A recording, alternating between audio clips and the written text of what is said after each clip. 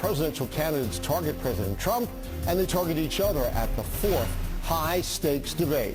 Plus a nasty nor'easter heading our way. Storm Team 4 will break down when the worst of the heavy rain and winds will arrive.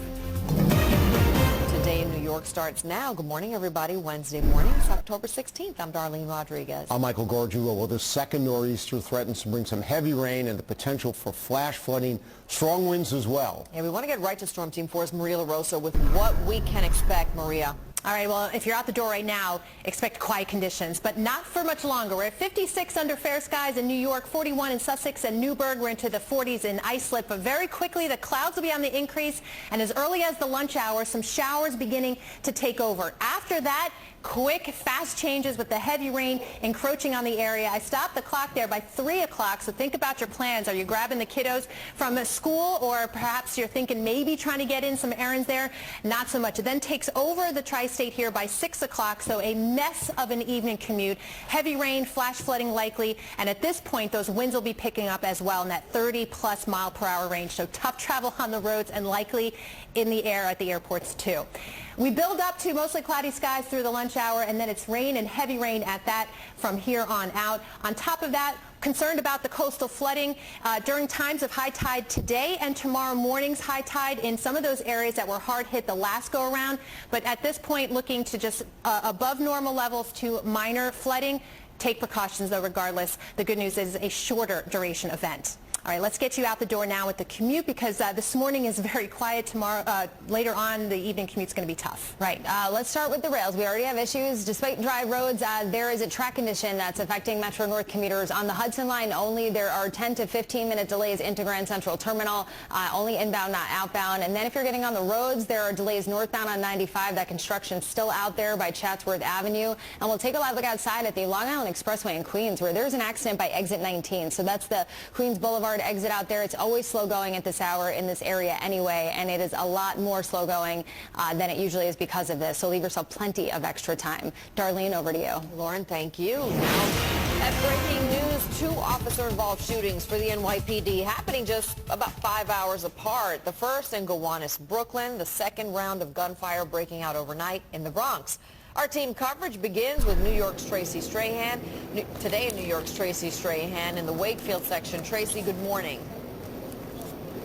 Darlene, good morning to you. Not just a busy night for the NYPD, but certainly a frightening one. Now, authorities went up these stairs hours ago, coming face to face with a man with a gun, leading them to open fire. Let's show you the police response just after midnight here at 225th Street at the subway station.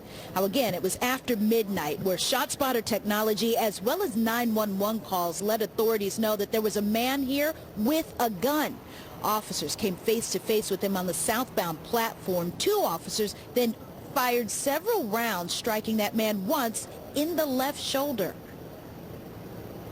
Several plainclothed and uniformed officers from the 4-7 precinct responded to the scene and were directed to the southbound platform, where they engaged a male in possession of a firearm.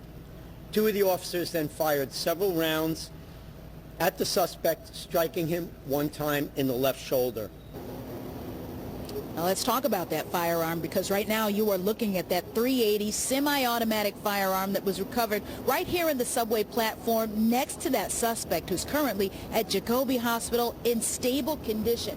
As we bring you back live to the scene, we can tell you that no one's really going beyond this crime scene tape, because there's still a lot of questions to be answered, namely who this suspect was, even though police say he has an extensive criminal history, and why he had a gun and was shooting here in the first place. We're live in the Wakefield section of the Bronx. Tracy Strahan, Today in New York. Darlene, back to you. All right, Tracy, thank you. Now to the other person-involved shooting. This was in Brooklyn. It turned deadly overnight. Today New York's Catherine Craig's in Gowanus with new information. Kat. And Michael, what crime scene investigators are doing right now, they're taking photographs of that scene down there, and also they have evidence markers. You can see them there by the dozens. on the ground. They have been here for hours now. Let's take a look at this video. Police are telling us in this police-involved shooting, officers fired at least 30 shots at a man who had a gun who was firing at another person. It all started when two undercover officers saw that man shooting the gun. The officers ran over to where this was all taking place, Baltic Street near Hoyt Street. Police say the officers yelled for that man to drop his gun. We're told he did not, and that's when officers fired, hitting the 30-year-old several times. He was critically hurt, was rushed to a hospital, and later died. Police showed us photos of the gun that we're told the suspect had. The two officers involved in the shooting were not hurt, but were taken to a hospital to be evaluated. We heard from a police chief about what happened here. Once again, we see the inherent dangers cops face every single day. They are on the streets, keeping New Yorkers safe. This incident also underscores the urgency of getting illegal firearms off our street.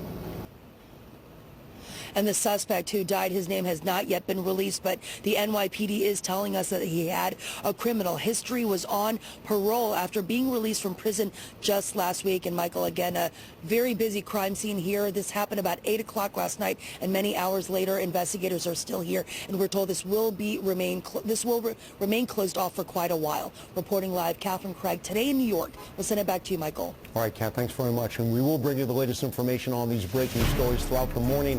For updates anytime, check out our NBC4 New York app or NBCNewYork.com.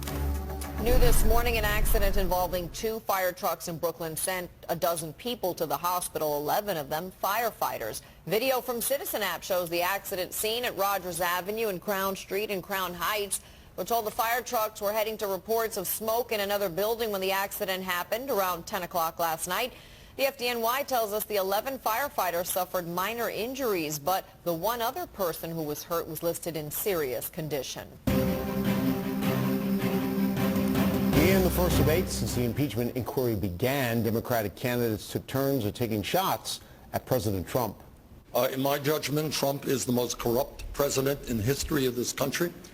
Impeachment is the way that we establish that this man will not be permitted to break the law over and over without consequences. He has committed crimes in plain sight. I mean, it's shocking.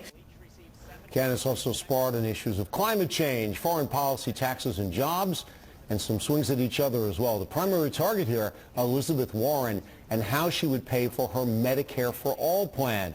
The Massachusetts senator has surged in the polls since the last debate. Your signature, Senator, is to have a plan for everything, except this.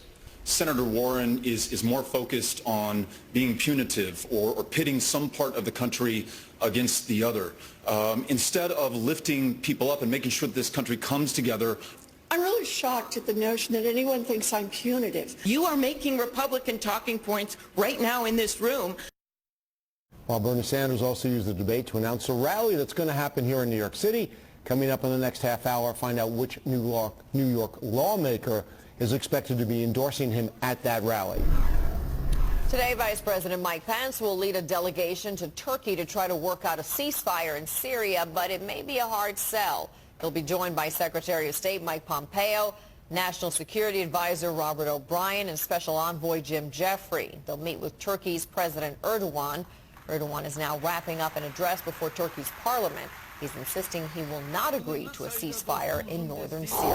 All right, in New Jersey right now, police are releasing a sketch of a man who may have information about a missing girl. Investigators do want to speak to this man you see in the sketch. They say he was seen near Bridgeton City Park on September 16th. That's the day 5-year-old Dulce Alaves vanished. Prosecutors say the man is not a suspect or not a person of interest, but they do want to talk to him. Happening today, a rally in support of the plan to shut down Rikers Island. Members of the group Close Rikers will lead a demonstration outside City Hall starting at 8:45 this morning. That's just before the City Council's Land Use Committee will vote on the plan to replace Rikers with 4 smaller facilities. The full City Council scheduled to vote on the plan tomorrow. Okay, 6:09 right now, and happening today, the wet weather may possibly wash away Game 4 of the American League Championship Series in the Bronx. The Yanks are hoping to rebound after the Bats went silent in Game 3. Jose Altuve put Houston ahead early in the first inning yesterday. Solo blast to left field off Luis Severino. The Yankees just couldn't get anything going against the Astros starter Garrett Cole. So the Astros won that game 4-1. That was game 3. They lead the series 2-1. First pitch scheduled for some, 14 hours from now, 8:08 p.m. That one swing to kind of get us rolling and, kind of break through, but we just weren't able to get that big hit. We've been kicked down before, but I feel like we always bounce back, and, we're going to have to, and I think, we definitely have the guys in here to do it. All right, the Yanks or the Astros are going to play the Nationals in the World Series. That's because the Nats swept the Cardinals 4 straight games in the NLCS, heading off there for the first time. That's right. All right. Let's check in on the weather right now. We're not going to talk about tonight's game at this point just yet. Well, you don't have to, right? I'm going to do it. I'm going to do it for you because if it goes on, guys, it will be pretty messy. They're going to need all the tarps, so pretty miserable for baseball. No doubt the fans, I know you'll show up if they give it a go, but it's going to be rain during the entire game period. Leading up to that, though, we're pretty quiet. Just mostly cloudy skies through the mid-morning, rain arriving this afternoon, and the gusty winds and the heavy rain well into the afternoon and evening hours, so a long haul for that evening rush. So coming up, I'll finish timing out the heaviest of rain, the gusty winds, and I'll check on travel, too, taking a peek at what the airports might expect today as well. That's coming up in the 10-day. All right, thank you. Still ahead, Chipotle's college plan. The restaurant chain launching a new plan to help out employees. Hi, I have no battery left. I'm not okay. The bus driver locked me underneath the bus. All right, how did this happen? We're hearing the call for help made by a woman. She called because she was trapped in the luggage compartment of a Peter Pan bus, and there's major developments now in the criminal case against the bus driver. If you're getting on the trains right now, you still have southbound 2 trains running express from 241st Street to Gun Hill Road, and northbound 2 trains bypass 225th Street. That's all because of that police investigation out there. There were some delays southbound on the Hudson Line for Metro North commuters. They cleared. If you're getting on the roads, though, there are delays southbound on 684 because of an accident just after exit 7, which is a northbound exit, but it's right next to it there. So leave yourself some extra time. We'll take a live look outside at the GW Bridge.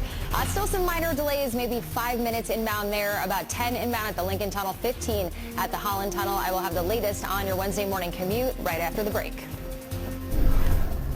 The CNBC Money Report is brought to you by your Tri-State BMW Center. You can turn left. You can turn right. Or if you're behind the wheel of the BMW X5, you can decide not to turn at all. Unless you absolutely have to. The BMW X5. Confidence doesn't take detours. Hurry in to lease a 2019 BMW X5 xDrive 40i for $699 a month. The Addams Family is the #1 family movie in America. It's laugh out loud funny and a perfect Halloween treat. Brother! I'm not late, am I? The Addams Family, rated PG. Middlesex County has a tradition of fostering arts and culture. We invest in artistic expression, helping to build beautiful spaces all can enjoy. We value shared experiences and the traditions they create. We know the arts play a role in the future and nurture those who will create them. We believe in preserving historic treasures for generations to come. Middlesex County, where arts and culture become reality.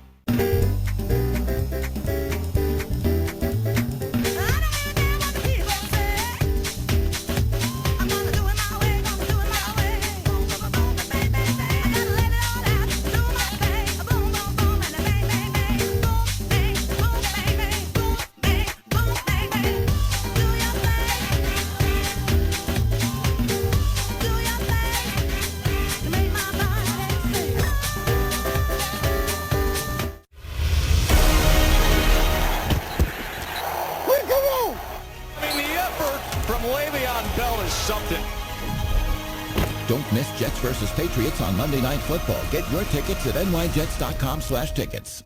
The rule of 3 states, things that come in threes are inherently more appealing. We couldn't agree more.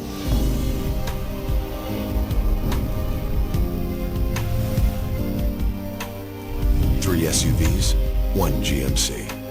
Current eligible non-GM lessees get this low-mileage lease on this all-wheel drive Acadia SLE1 for around $229 per month.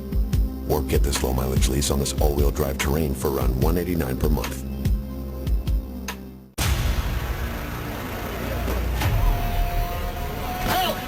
What is that? The visual presentation indicates flesh-eating bacteria. If this is an outbreak, we're going to be playing catch-up. There's someone out there with weaponized